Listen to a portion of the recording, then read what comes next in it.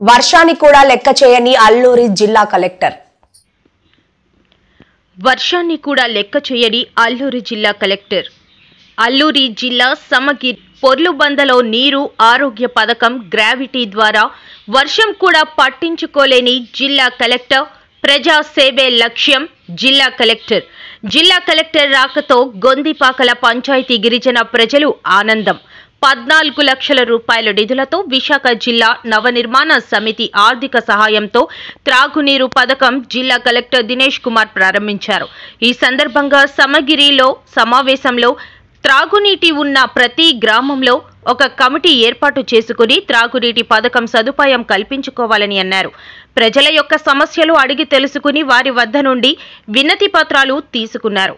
అతి మారుమూల గ్రామమైన పొర్లుబంద గ్రామస్తులు కలెక్టర్ రాకతో చాలా ఆనందం పొందారు. ఎప్పుడూ బురద నీళ్లు తాగే మా గ్రామానికి మంచి నీళ్లు ఇచ్చిన కలెక్టర్కి కృతజ్ఞతలు తెలియజేశారు. అలాగే గ్రామానికి రహదారి సదుపాయం కల్పించి అంగన్వాడీ సెంటర్, స్కూల్ బిల్డింగ్ మంజూరు చేయాలని పొర్లుబంద గ్రామస్తులు కోరారు. స్టోరీస్ ఎట్లా ఉంటుంది ముఖ్యంగా చూడడానికి వచ్చినప్పుడు ఈ విలేజ్ వాటర్ శానిటేషన్ కమిటీని చాలా గట్టిగా నిర్వహించి వాళ్ళు నాయకత్వంతో ఈ కార్యక్రమం అన్ని కూడా చేసిన వలన ఈ జేజేఎం అనే ఒక కార్యక్రమం ఇక్కడ సక్సెస్ అయింది. సో ఇక్కడ ఉంటున్న ఈ డ్రింకింగ్ వాటర్ డిస్ట్రిబ్యూషన్ ఇది కూడా ఇక్కడే ఇవాళ మనం ఓపెన్ చేయడం జరిగింది. ఈ మోడల్ని మిగిలిన చోట్ల కూడా మనం స్ప్రెడ్ చేయడానికి కావాల్సిన సూచనలు, సలహాలు ఈ విజే ఎన్ఎస్ఎస్ వాళ్ళ ద్వారా ఇది చేయడానికి కూడా ఏర్పాటు చేస్తున్నాము. సో ఖచ్చితంగా అధికారులు మాత్రం కాకుండా ఈ విలేజ్ వాటర్ శానిటేషన్ కమిటీస్ కూడా పూర్తి ట్రైనింగ్ ఇచ్చేసి వాళ్ళని దీంట్లో భాగస్వామ్యం చేస్తే ఖచ్చితంగా మనం ఇంటింటికి కుళాయిలను ఒక కళలు ప్రతి ఒక్క ట్రైబల్ హౌసెస్ కి తీసుకువెళ్ళగలుగుతాం. సార్ ఇప్పుడు పొర్లుబంద ఈ గ్రామానికి మొత్తం నిధులు ఎంత జరుగుతుంది? సో ఈ గ్రామాలకి మొత్తం 14 లక్షల రూపాయలు దీనికి ఈ పర్టికులర్ గ్రామాలకి మాత్రం శాంక్షన్ అయ్యడం జరిగింది. మిగిలిన చోట్ల కూడా మనం ఎక్కడెక్కడ ఆల్రెడీ శాంక్షన్ జరిగిందో అదన్నీ కూడా మరొకసారి ఈ విలేజ్ వాటర్ శానిటేషన్ కమిటీస్ ముందు పెడతాము. వాళ్ళు ఆమోదించిన తర్వాత మాత్రము అక్కడ ఎగ్జిక్యూషన్ చేయడానికి చేస్తాము. ఇదే మోడల్ జిల్లా స్థాయిలో అన్ని చోట్ల కూడా ఒక ఇంజనీరింగ్ డిపార్ట్మెంట్ ప్రపోజ్ చేసి అప్రూవ్ చేసేసి కాంట్రాక్ట్ చేయడానికి ముందు ఈ ప్రపోజల్ ఈ విలేజ్ వాటర్ శానిటేషన్ కమిటీ ముందు పెట్టి అక్కడ ఉన్న గ్రామ పెద్దలతో చర్చించి ఈ కార్యక్రమం ఎట్లా సస్టైనబుల్ గా ఉంటుందా లేదా అని చెక్ చేసి వాళ్ళు ఆమోదించిన తర్వాత ఈ ప్రాజెక్ట్ మొదలు పెట్టడానికి ప్రతి చోట్ల ఇది ఇన్స్ట్రక్షన్ ఇవ్వడం జరుగుతుంది. మాకు నీరు లేక చాలా ఇబ్బంది పడేవారం. ఎండాకాలంలో చాలా ఇబ్బంది. ఎరవరంకి వెళ్ళేవారం. ఈసారి వచ్చినాక కొంచెం సంతోషం వేసింది. చేస్తున్నారు కదా, ఇప్పటి నుంచి కొంచెం ఇబ్బంది ఉన్నదేమో మాకు. వర్షాకాలమే బుడ్డని తాగేటి వారం.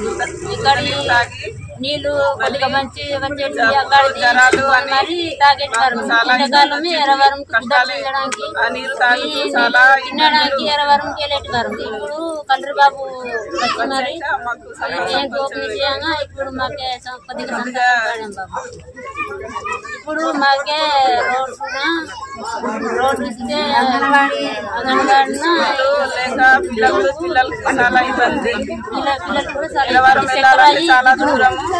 వర్షాకాలం దిగుడు ఉంది. చక్కెర నుంచి వెళ్ళాలి. కొంతమంది భయపడేవారు వెళ్ళరు సార్. ఇలాంటి పిల్లలు వెళ్ళరు.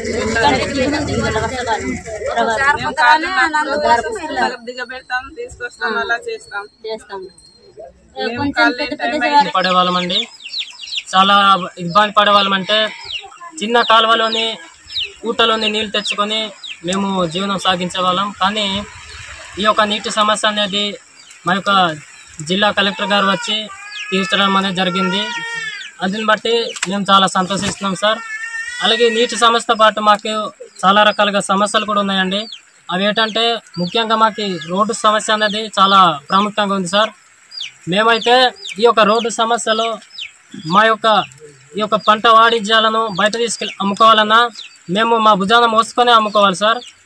అలాగే మా యొక్క ఫలానా ఇంట్లో గర్భిణీ స్త్రీలు ఉండాలంటే ఈ యొక్క ఊరు నుంచి కింద సమగిరి వరకు కూడా డోలి మూతతో మోయాలి సార్. వెహికల్ రావడం కూడా చాలా కష్టంగా ఉంటుంది. అటువంటి రోడ్డు పరిస్థితి మాకుంది సార్.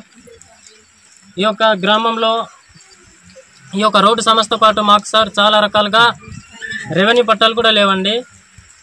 రెవెన్యూ పట్టాలంటే అందరికీ లేవు సార్.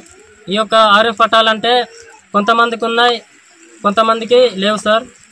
మరీను మా ఊర్లో చూస్తే ముఖ్యంగా స్కూలు, అంగన్వాడీ సెంటర్ అనేవి ముఖ్యంగా లేవండి.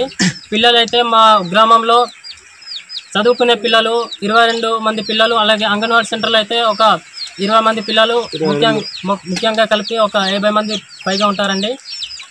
కానీ స్కూలు లేకపోవడంతో పిల్లలు ఊరు నుంచి పలానా ఎరవారం గ్రామం అనేసి ఉంది సార్, అక్కడ 1 కిలోమీటర్ దాకా ఉంటుంది. ఇలాంటి వర్షం పరిస్థితిలో పిల్లలు వెళ్ళడానికి కూడా చాలా కష్టంగా ఉంటుందండి. మేమే స్వయంగా తల్లిదండ్రులే పిల్లల్ని దిగబెట్టాల్సిన పరిస్థితి వస్తుంది.